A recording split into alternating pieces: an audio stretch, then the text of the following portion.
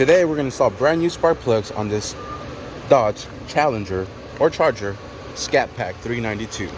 Doesn't matter if it's the Challenger or the Charger, same engine, same process. Alright, so these are the OEM spark plugs. There's the part number there. Got these directly from Clovis Dodge for about $245. The reason we're replacing these is because these had some AC Dalcos, and I checked the gap on all of them, and all of them are off. Alright, so the new ones should all be set to 40. These you can't even get into the little dial. They're burnt out, time to replace them, and here we go. These are actually NGKs directly from Dodge. Whoa, nice one. I did not see that one coming. Good going, Dodge. You know where the good plugs are at. Alright, so we'll be using a 5/8 spark plug socket. This one has a rubber grommet that holds the spark plug from it not falling down. And I have, this one comes with a 1/2 inch, so I have a 1/2 inch to 3/8 reducer with a swivel and a 6-inch extension. And there we have it. The spark plug is not falling out. There is 2 spark plugs per hole, so just drop them in, thread them in, and then I like to thread all of them in and then secure them down. Or you could secure it down as you go, up to you. I just like to do it at the end, so that way I'm not pulling out the ratchet every single time. So there is the first one, and then we'll drop in the second plug on the same hole, and we'll repeat the process for all 8 cylinders. Fun fact, I'm sure you already know, you're already here, this takes 8 per side, 16 total. 16 plugs. This takes 16 plugs. That's the reason why it costs so much, because I guess Mopar just needs all that extra ignition. Damn, it looks like you and your buddy stayed up all night drinking beers. Hollow boxes. Alright, right at the last hole, and I'm gonna just leave this ratchet here. I'm gonna hook up the 3/8 ratchet and secure every single one now. And these don't need to be overkill. As soon as it stops, you stop. So same thing here. That's it. See, the hand tighten gets it down pretty good. Look at that, almost nothing. Just like that, secure lockness. So you need. And we have it, and just continue doing the same thing for the rest of the holes. There's still what, 8 on the other side. Yeah. All right, once we have all our spark plugs into place, next what we're gonna do is grab each coil pack and sit it into place. I laid them all out, so I picked them up as I took them out, and I'm gonna lay them all in, and then I'm gonna go over and secure every single one down. These will all be 10 millimeters to get it, and you could try to hand tighten them, but it's easier if you grab the 10 millimeter socket using a 1/4 inch one, and just like that makes life so much more easier, especially on your fingertips. Sweet. So we'll continue doing this for this side here till we just snug them down.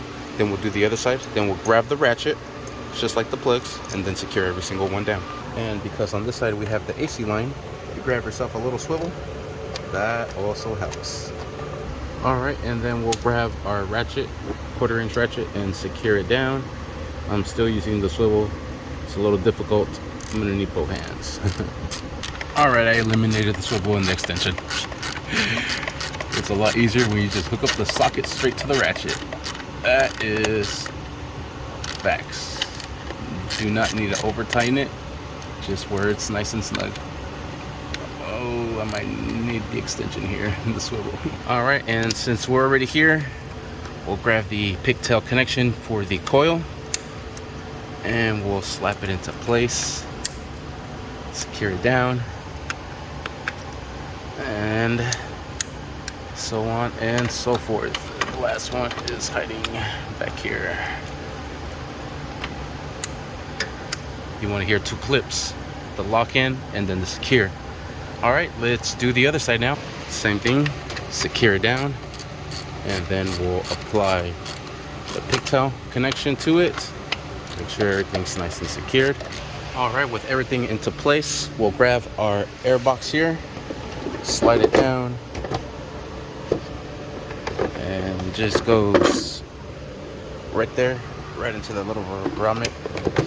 So just sit it in there. That's probably the hardest part there, to line that up. All right, and there it is. This one I think does not belong to the cart, but this one's a 10 mil. Put on your bolt back into place to secure that down. All right, next what we're gonna do is slide the top of the lid into the piping. Then there's these little slots that we have to put that right into those little slots there. So try to put that in here first and then work it into place. What really helps is if you pull the screws up and then thread them a little bit, they kind of get caught on the top, and that'll help you kind of maneuver it into place. All right, and there it is. Perfect. Now we'll use the 8mm socket to secure this down. I'm just using a little extension to help me out with a 1/4" ratchet. And then the same thing to these here. Press those down, thread them down, and there is a total of 3 of them.